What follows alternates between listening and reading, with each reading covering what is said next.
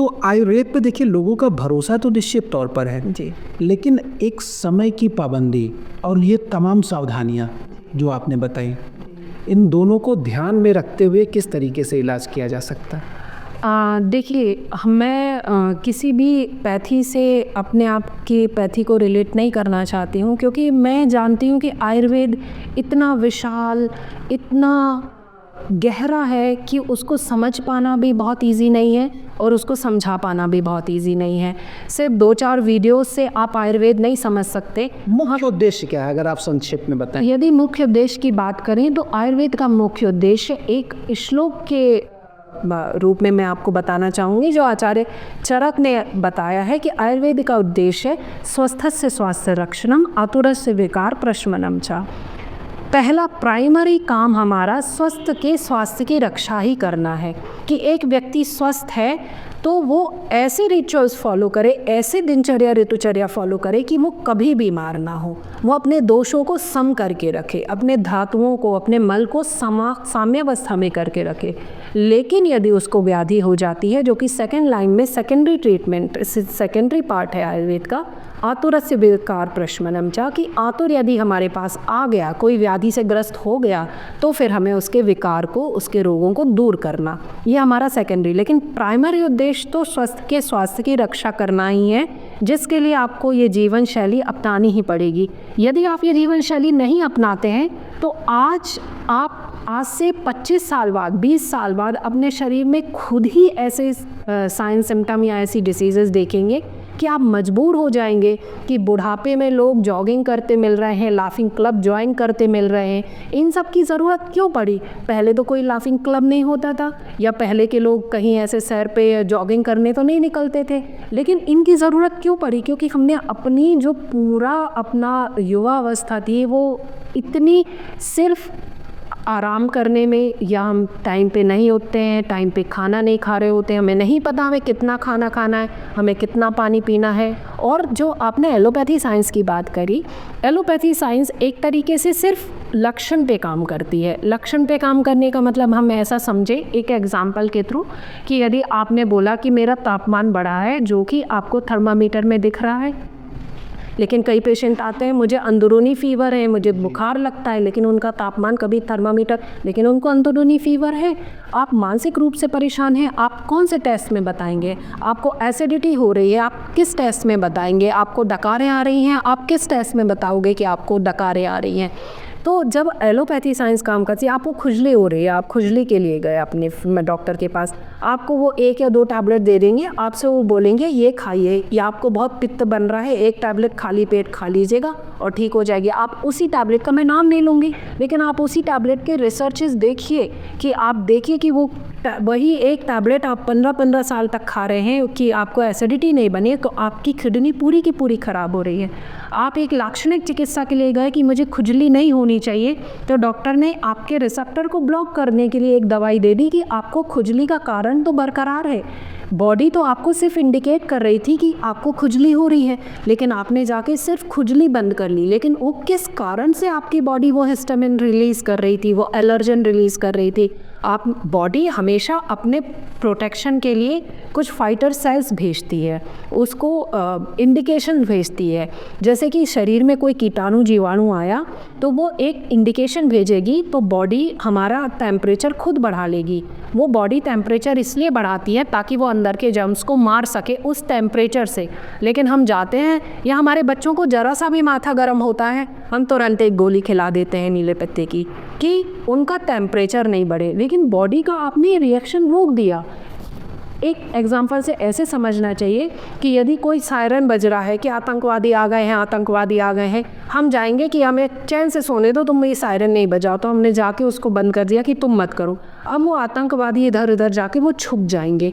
Body में भी दोष ऐसे ही करते हैं, जब बढ़ते हैं बॉडी का, यदि हम इम्यून सिस्टम बार बार, आज हमको ऑटो इम्यून डिसीज़ क्यों हो रही? क्योंकि हम बॉडी के रिस्पॉन्स को रोक देते हैं। खुजली हुई, खुजली के रिस्पॉन्स को रोक दिया, बुखार हुआ, बुखार तुम दिखाओ मत, अंदर कुछ भी रही हो, चलने दो। अब वो आतंकवादी हमारे जगह जगह पर जो गए थे वो जाके छुप जाते हैं। जब उनका एक गुट बन जाता है और सब इकट्ठे हो जाते हैं, तब वो सारे आतंकवादी इकट्ठे होते हैं और एक जगह पे फायरिंग करते हैं। ऐसे ही फिर बड़ी बड़ी कैंसर जैसी बड़ी बड़ी व्याधियाँ निकल के आती हैं जब वो बहुत दोष शरीर में इकट्ठे होते जाते हैं। हम बॉडी का अलार्मिंग साइन को दबाते जाते हैं कि तुम रिस्पॉन्ड मत दो। बॉडी एक टाइम बाद रिस्पॉन्ड करना बंद कर देती है। आप स्टेरॉइड पे चले जाते हैं, आप अचानक किसी बड़ी व्याधि पे आते हैं, फिर आप कहते हैं कि मैंने तो कभी कुछ किया नहीं, मुझे ये डिसीज़ क्यों हो गई।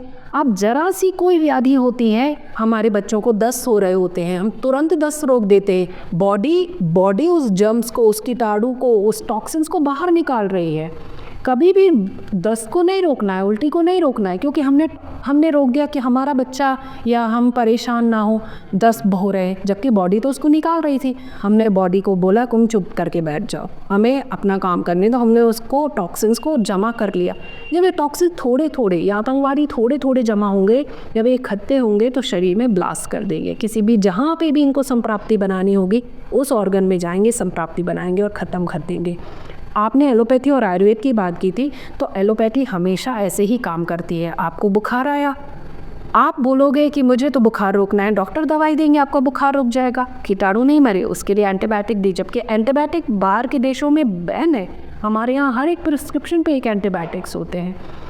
आप बोलोगे मुझे खुजली हो रही है, एक गोली दे देंगे, कुछ टाइम तक वो गोली असर करेगी, फिर आपको वो गोली भी असर नहीं करेगी या उसका डोज बढ़ता जाएगा और वो आपने बॉडी के रिस्पॉन्स को रोका। जब आयुर्वेद पे हम काम करते हैं, और मैं आश्चर्य की बात आपको ये बताऊं, आप भी आश्चर्य करेंगे, लेकिन ऐसे कुछ रिसर्चेस हुए हैं या ऐसे कुछ लोगों ने अपने इंटरव्यू में बोला है, जो बड़े बड़े ज्ञानी लोग हैं, उन्होंने ये बोला है कि आज इतना इतना जनरलाइज हो चुका है एलोपैथी साइंस जी। मतलब एक ऐसा करना चाहिए कि बहुत स्पेसिफिक, एक मनीष मल्होत्रा ये आप अंबानी के लिए एक ड्रेस या मोदी के लिए एक ड्रेस बना रहे हैं, तो वो एक बहुत कस्टमाइज है, पर्सनलाइज है।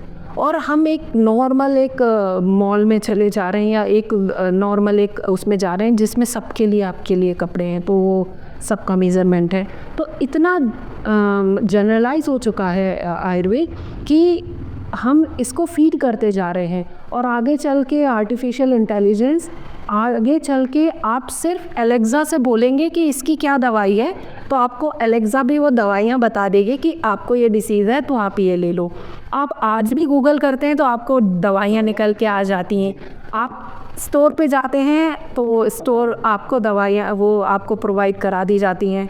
इनफैक्ट अब तो एआई आपको दवाइयाँ बता देगा, रोबोट आपकी सर्जरी कर देंगे, क्योंकि इतना जनरलाइज है। यदि 10 तरीके के मरीज एक एलोपैथी डॉक्टर के पास जाते हैं तो जनरली उनका प्रिस्क्रिप्शन सेम ही होता है, वो 5 दवाइयाँ जनरली सेम ही होती हैं।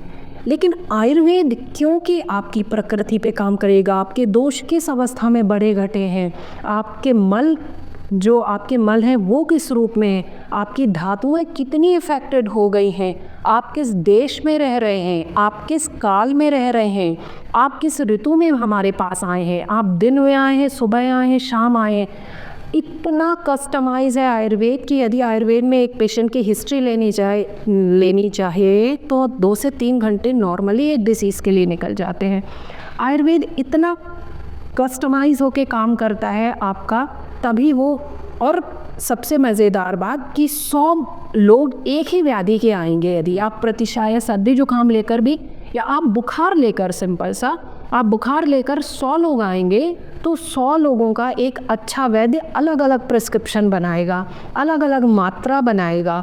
हमारे यहाँ मात्रा सेम नहीं हो सकती। आप 2 लोग 40 साल के आएंगे तो भी उनकी प्रकृति के अनुसार मात्रा भी अलग रहेगी। यहाँ तक कि हम अनुपान पे बहुत काम करते हैं। आपको वही मेडिसिन दूध से देंगे तो अलग काम करेगा, जल से देंगे तो अलग काम करेगा, अदरक और तुलसी के स्वरस से देंगे तो अलग काम करेगा, वासापत्य स्वरस से देंगे तो अलग काम करेगा। तो हर चीज़ का इतना स्पेसिफिक है आयुर्वेद कि मैं नहीं समझती कि इसको मुझे समझने के लिए, मतलब मैं अभी इसमें डूबती जा रही हूँ और इसको एक जन्म में पा सकती हूँ। शायद मैं पिछले कई जन्मों में ये ज्ञान मेरा अधूरा रहता गया होगा, तो मुझे ऐसे परिवार में जन्म मिला ईश्वर की कृपा से मैंने इसको चुना, तो आज भी मैं इसका अध्ययन कर रही हूँ। और जितने वैद्य हैं, आपने पहले चर्चा की थी कि बहुत बड़े बड़े वैद्य होते हैं जो आज भी उसका अध्ययन कर रहे हैं। जिस संगीत रगों में बसा होता है, आई थिंक मुझे लगता है कि आयुर्वेद भी जो सच्चा वैद्य है उसके रग रग में आयुर्वेद बसा है। सिर्फ एक वीडियो से आप आयुर्वेद नहीं समझ सकते, आप कुछ सालों में भी आयुर्वेद नहीं समझ सकते।